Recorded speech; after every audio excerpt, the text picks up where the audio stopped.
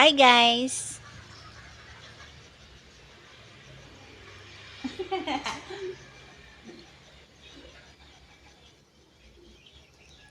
Wait namin yung boss ko kasi paalam na ako, uuwi na. Ayan, nandito na ako sa Zone 4. Nag-aantay na ako, naka-check-in na ako.